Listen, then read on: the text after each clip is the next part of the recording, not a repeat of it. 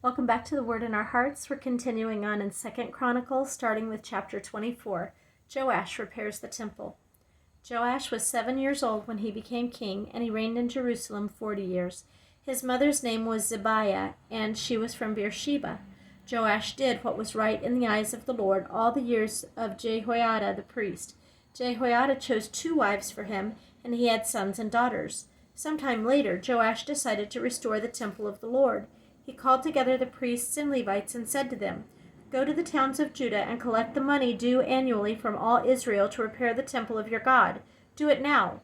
But the Levites did not act at once. Therefore the king summoned Jehoiada, the chief priest, and said to him, "Why haven't you required the Levites to bring in from Judah and Jerusalem the tax imposed by Moses, the servant of the Lord, and by the assemblies of Israel for the tent of the testimony?" Now the sons of that wicked woman Athaliah had broken into the temple of God, and had used even its sacred objects for the Baals. As the king commanded, a chest was made and placed outside at the gate of the temple of the Lord. A proclamation was then issued in Judah and Jerusalem that they should bring to the Lord the tax that Moses, the servant of God, had required of Israel in the desert. All the officials and all the people brought their contributions gladly, dropping them into the chest until it was full. Whenever the chest was brought in by the Levites to the king's officials, and they saw that there was a large amount of money, the royal secretary and the officer of the chief priest would come and empty the chest and carry it back to its place. They did this regularly and collected a great amount of money. The king and Jehoiada gave it to the men who carried out the work of the temple of the Lord, or for the temple of the Lord. They hired masons and carpenters to restore the Lord's temple, and also workers in iron and bronze to repair the temple. The men in charge of the work were diligent, and the repairs progressed under them. They rebuilt the temple of God according to its original design and reinforced it. When they had finished, they brought the rest of the money to the king and Jehoiada, and with it were made articles for the Lord's temple, articles for the service and for the burnt offerings, and also dishes and other objects of gold and silver. As long as Jehoiada lived, burnt offerings were presented continually in the temple of the Lord. Now Jehoiada was old and full of years, and he died at the age of 130. He was buried with the kings in the city of David because of the good he had done in Israel for God and his temple. The wickedness of Joash. After the death of Jehoiada, the officials of Judah came and paid homage to the king, and he listened to them. They abandoned the temple of the Lord, the God of their fathers, and worshipped Asherah poles and idols. Because of their guilt, God's anger came upon Judah and Jerusalem. Although the Lord sent prophets to the people to bring them back to him, and though they testified against them, they would not listen. Then the Spirit of God came upon Zechariah, son of Jehoiada the priest. He stood before the people and said, "This is what God says. Why do you disobey the Lord's commands? You will not prosper, because you have forsaken the Lord, he has forsaken you." But they plotted against him, and by order of the king they stoned him to death in the courtyard of the Lord's temple. King Joash did not remember the kindness Zechariah's father Jehoiada had shown him, but killed his son, who said as he lay dying, May the Lord see this and call you to account." At the turn of the year, the army of Aram marched against Joash. It invaded Judah and Jerusalem and killed all the leaders of the people. They sent all the plunder to their king in Damascus. Although the Aramean army had come with only a few men, the Lord delivered into their hands a much larger army. Because Judah had forsaken the Lord, the God of their fathers, judgment was executed on Joash. When the Arameans withdrew, they left Joash severely wounded. His officials conspired against him for murdering the son of Jehoiada the priest, and they killed him in his bed. So he died and was buried in the city of David, but not in the tombs of the kings. Those who conspired against him were Zabad, son of Shimeath, an Ammonite woman, and Jehozabad, son of Shimrith, a Moabite woman. The account of his sons, the many prophecies about him, and the record of the restoration of the temple of God are written in the annotations on the book of the kings. And Amaziah his son succeeded him as king. Chapter 25. Amaziah, king of Judah. Amaziah was 25 years old when he became king, and he reigned in Jerusalem 29 years. His mother's name was Jehoiadin. She was from Jerusalem. He did what was right in the eyes of the Lord, but not wholeheartedly. After the kingdom was firmly in his control, he executed the officials who had murdered his father, the king. Yet he did not put their sons to death, but acted in accordance with what is written in the law in the book of Moses, where the Lord commanded, "Fathers shall not be put to death for their children, nor children put to death for their fathers. Each is to die for his own sins." Amaziah called the people of Judah together and assigned them according to their families to commanders of thousands and commanders of hundreds for all Judah and Benjamin. He then mustered those 20 years old or more and found that there were 300,000 men ready for military service, able to handle the spear and shield. He also hired 100,000 fighting men from Israel for 100 talents of silver. But a man of God came to him and said, "O king, these troops from Israel must not march with you, for the Lord is not with Israel, nor not with any of the people of Ephraim. Even if you go and fight courageously in battle, God will overthrow you before the enemy, for God has the power to help or to overthrow." Amaziah asked the man of God, "But what about the 100 talents I paid for the Israelite troops?" The man of God replied, "The Lord can give you much more than that." So Amaziah dismissed the troops who had come to him from Ephraim and sent them home. They were furious with Judah and left for home in great rage. Amaziah then marshaled his strength and led his army to the Valley of Salt, where he killed 10,000 men of Seir. The army of Judah also captured 10,000 men alive, took them to the top of a cliff, and threw them down so that all were dashed to pieces. Meanwhile, the troops that Amaziah had sent back and had not allowed to take part in the war raided Judean towns from Samaria to Beth Horon. They killed 3,000 people and carried off great quantities of plunder. When Amaziah returned from slaughtering the Edomites, he brought back the gods of the people of Seir. He set them up as his own gods, bowed down to them, and burned sacrifices to them. The anger of the Lord burned against Amaziah, and he sent a prophet to him who said, "Why do you consult this people's gods, which could not save their own people from your hand?" While he was still speaking, the king said to him, "Have we appointed you an adviser to the king? Stop! Why be struck down?" So the prophet stopped, but said, "I know that God is determined to destroy you because you have done this and have not listened to my counsel."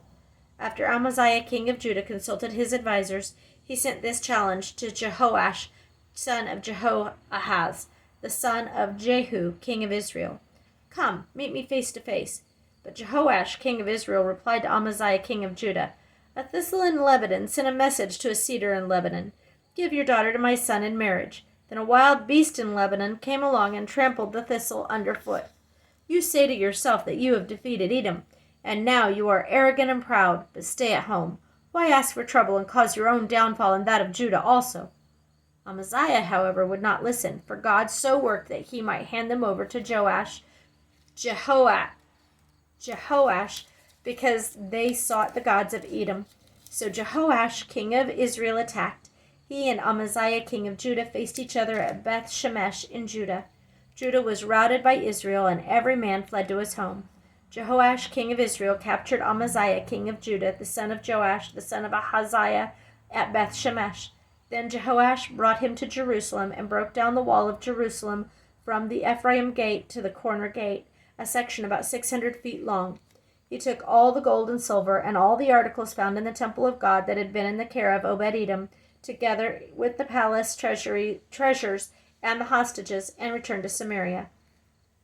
Amaziah, son of Joash, king of Judah, lived for 15 years after the death of Jehoash, son of Jehoahaz, king of Israel. As for the other events of Amaziah's reign from beginning to end, are they not written in the book of kings of Judah and Israel? From the time that Amaziah turned away from following the Lord, they conspired against him in Jerusalem, and he fled to Lachish, but they sent men after him to Lachish and killed him there. He was brought back by horse and was buried with his fathers in the city of Judah. Uzziah, king of Judah, chapter 26. Then all the people of Judah took Uzziah, who was 16 years old, and made him king in place of his father Amaziah. He was the one who rebuilt Elath and restored it to Judah after Amaziah rested with his fathers.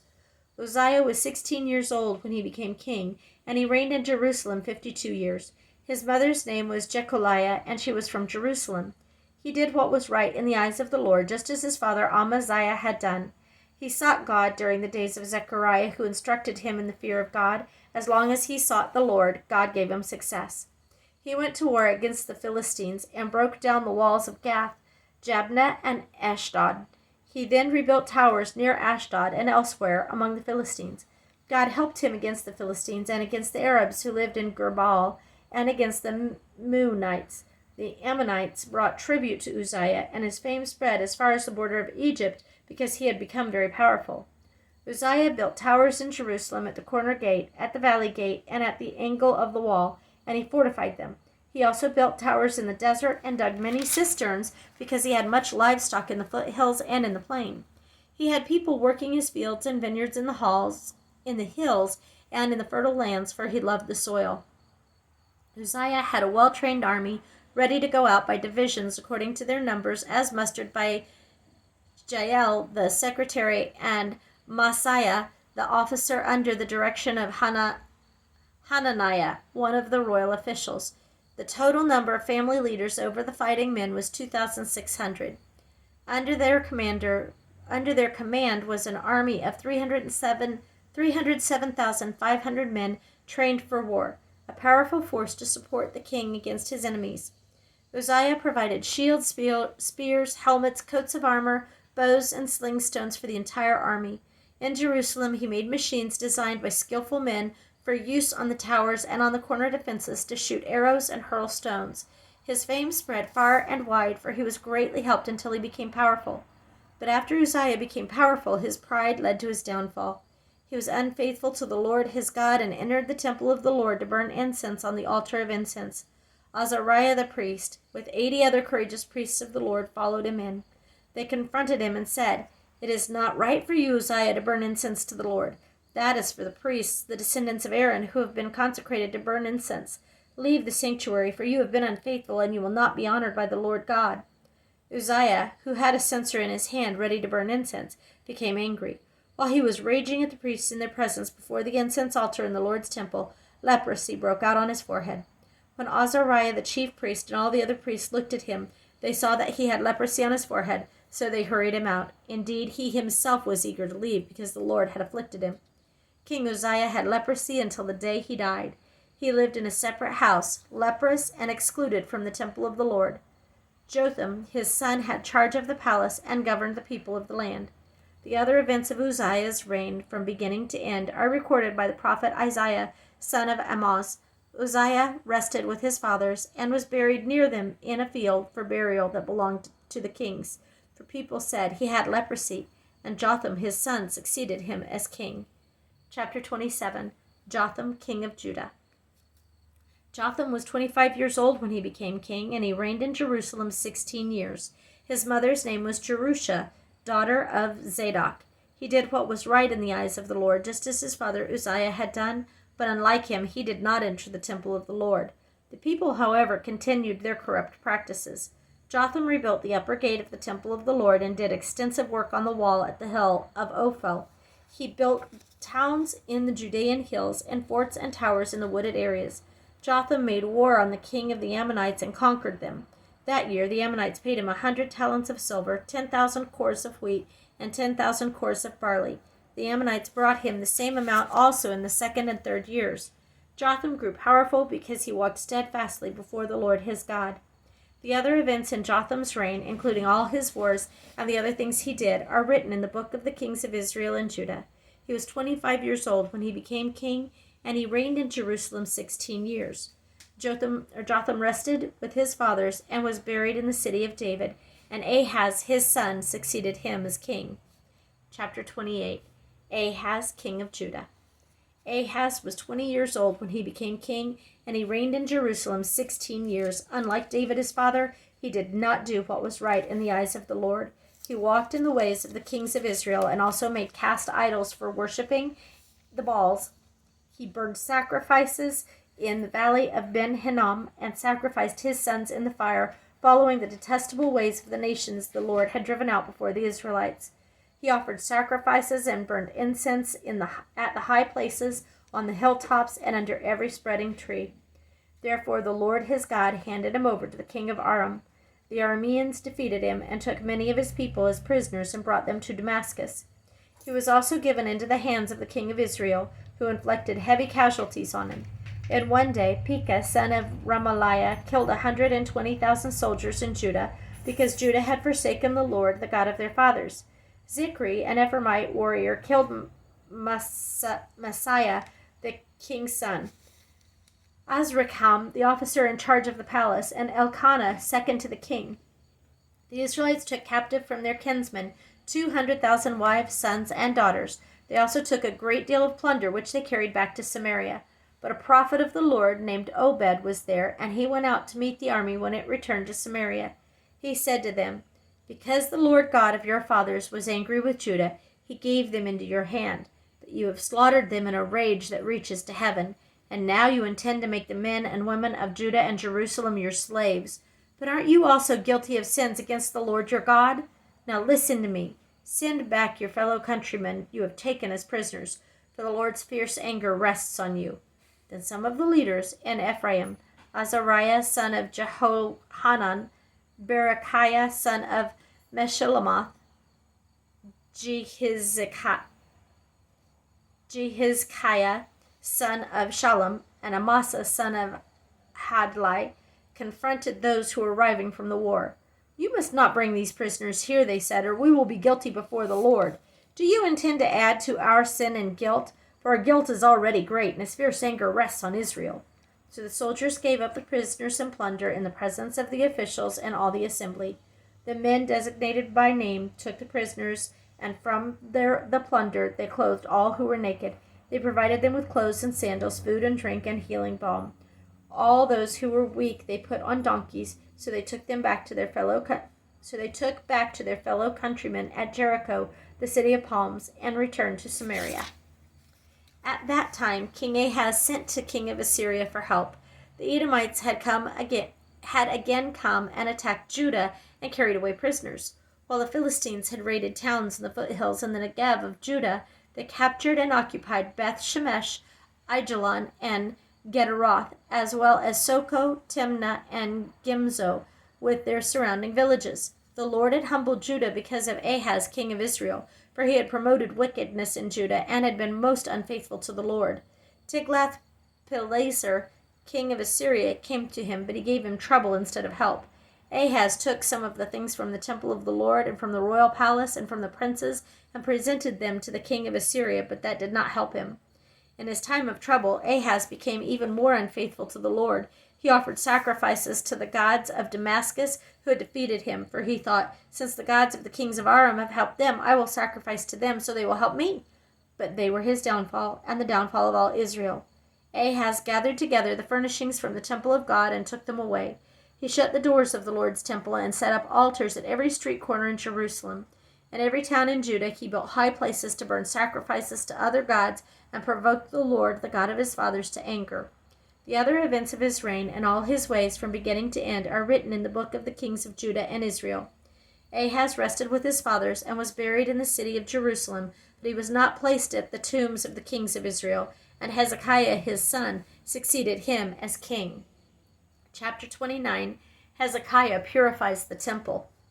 Hezekiah was 25 years old when he became king, and he reigned in Jerusalem 29 years.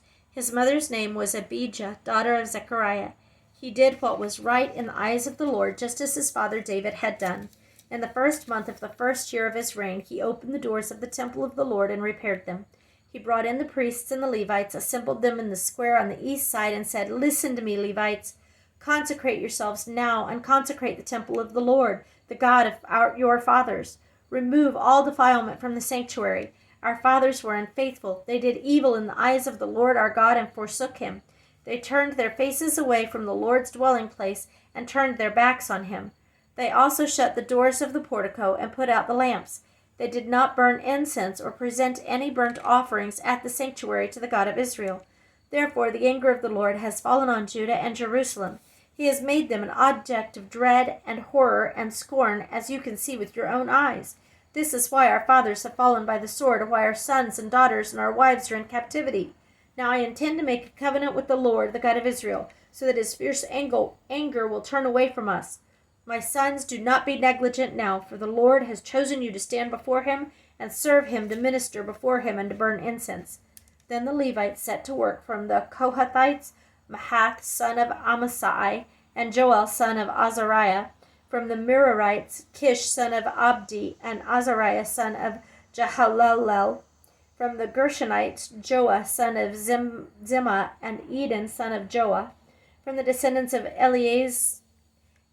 Elizaphan, Shimri, and Jael. From the descendants of Asaph, Zechariah and Mattaniah. From the descendants of Heman, Jehiel and Shimei. From the descendants of Jeduthun, Shemaiah and Uzziel. When they had assembled their brothers and consecrated themselves, they went in to purify the temple of the Lord, as the king had ordered, following the word of the Lord. The priests went into the sanctuary of the Lord to purify it. They brought out to the courtyard of the Lord's temple everything unclean that they found in the temple of the Lord. The Levites took it and carried it out to the Kidron Valley. They began the consecration on the first day of the first month, and by the 8th day of the month they reached the portico of the Lord. For 8 more days they consecrated the temple of the Lord itself, finishing on the 16th day of the first month. Then they went into King Hezekiah and reported, "We have purified the entire temple of the Lord, the altar of burnt offering with all its utensils, and the table for setting out the consecrated bread with all its articles. We have prepared and consecrated all the articles that King Ahaz removed in his unfaithfulness while he was king. They are now in front of the Lord's altar." Early the next morning, King Hezekiah gathered the city officials together and went up to the temple of the Lord. They brought 7 bulls, 7 rams, 7 male lambs, and 7 male goats as a sin offering for the kingdom, for the sanctuary, and for Judah. The king commanded the priests, the descendants of Aaron, to offer these on the altar of the Lord. So they slaughtered the bulls, and the priests took the blood and sprinkled it on the altar. Next they slaughtered the rams and sprinkled their blood on the altar. Then they slaughtered the lambs and sprinkled their blood on the altar. The goats for the sin offering were brought before the king and the assembly, and they laid their hands on them. The priests then slaughtered the goats and presented their blood on the altar for a sin offering to atone for all Israel, because the king had ordered the burnt offering and the sin offering for all Israel. He stationed the Levites in the temple of the Lord with cymbals, harps, and lyres in the way prescribed by David and Gad, the king's seer, and Nathan the prophet. This was commanded by the Lord through his prophets. So the Levites stood ready with David's instruments and the priests with their trumpets. Hezekiah gave the order to sacrifice the burnt offering on the altar. As the offering began, singing to the Lord began also, accompanied by trumpets and the instruments of David, king of Israel. The whole assembly bowed in worship, while the singers sang and the trumpets played. All this continued until the sacrifice of the burnt offering was completed. When the offerings were finished, the king and everyone present with him knelt down and worshipped. King Hezekiah and his officials ordered the Levites to praise the Lord with the words of David and of Asaph the seer. So they sang praises with gladness and bowed their heads and worshipped. Then Hezekiah said, "You have now dedicated yourselves to the Lord. Come and bring sacrifices and thank offerings to the temple of the Lord." So the assembly brought sacrifices and thank offerings, and all whose hearts were willing brought burnt offerings. The number of burnt offerings the assembly brought was 70 bulls, 100 rams, and 200 male lambs, all of them for burnt offerings to the Lord. The animals consecrated as sacrifice amounted to 600 bulls and 3,000 sheep and goats. The priests, however, were too few to skin all the burnt offerings, so their kinsmen, the Levites, helped them until the task was finished and until other priests had been consecrated, for the Levites had been more conscientious in consecrating themselves than the priests had been. There were burnt offerings in abundance, together with the fat of the fellowship offerings and the drink offerings that accompanied the burnt offerings. So the service of the temple of the Lord was reestablished. Hezekiah and all the people rejoiced at what God had brought about for his people, because it was done so quickly. Chapter 30. Hezekiah celebrates the Passover. Hezekiah sent word to all Israel and Judah, and also wrote letters to Ephraim and Manasseh, inviting them to come to the temple of the Lord in Jerusalem and celebrate the Passover to the Lord, the God of Israel. The king and his officials and the whole assembly of Jerusalem decided to celebrate the Passover in the 2nd month. They had not been able to celebrate it as at the regular time because not enough priests had consecrated themselves and the people had not assembled in Jerusalem. The plan seemed right both to the king and the whole assembly. They decided to send a proclamation throughout Israel from Beersheba to Dan, calling the people to come to Jerusalem and celebrate the Passover to the Lord, the God of Israel. It had not been celebrated in large numbers according to what was written. At the king's command, couriers went throughout Israel and Judah with letters from the king and from his officials, which read, "People of Israel, return to the Lord, the God of Abraham, Isaac, and Israel, that he may return to you who are left, who have escaped from the hands from the hand of the kings of Assyria. Do not be like your fathers and brothers who are unfaithful to the Lord, the God of their fathers, so that he made them an object of horror, as you see. Do not be stiff-necked as your fathers were. Submit to the Lord. Come to the sanctuary which he has consecrated forever. Serve the Lord your God, so that his fierce anger will turn away from you. If you return to the Lord, then your brothers and your children will be shown compassion by their captors and will come back to this land, for the Lord your God is gracious and compassionate. He will not turn his face from you if you return to him. The couriers went from town to town in Ephraim and Manasseh as far as Zebulun, but the people scorned and ridiculed them. Nevertheless, some men of Asher, Manasseh, and Zebulun humbled themselves and went to Jerusalem. Also, in Judah, the hand of God was on the people to give them unity of mind to carry out what the king and his officials had ordered, following the word of the Lord. A very large crowd of people assembled in Jerusalem to celebrate the feast of unleavened bread in the 2nd month. They removed the altars in Jerusalem and cleared away the incense altars and threw them into the Kidron Valley. They slaughtered the Passover lamb on the 14th day of the 2nd month. The priests and the Levites were ashamed and consecrated themselves and brought burnt offerings to the temple of the Lord. Then they took up their regular positions as prescribed in the law of Moses, the man of God. The priests sprinkled the blood handed to them by the Levites. Since many in the crowd had not consecrated themselves, the Levites had to kill the Passover lambs for all those who were not ceremonially clean and could not consecrate their lambs to the Lord. Although most of the many people who came from Ephraim, Manasseh, Issachar, and Zebulun had not purified themselves, yet they ate the Passover contrary to what was written. But Hezekiah prayed for them, saying, May the Lord, who is good, pardon everyone who sets his heart on seeking God, the Lord God of his fathers, even if he is not clean according to the rules of the sanctuary. We're going to need to stop there, and we'll continue on with the next reading. Thank you for listening.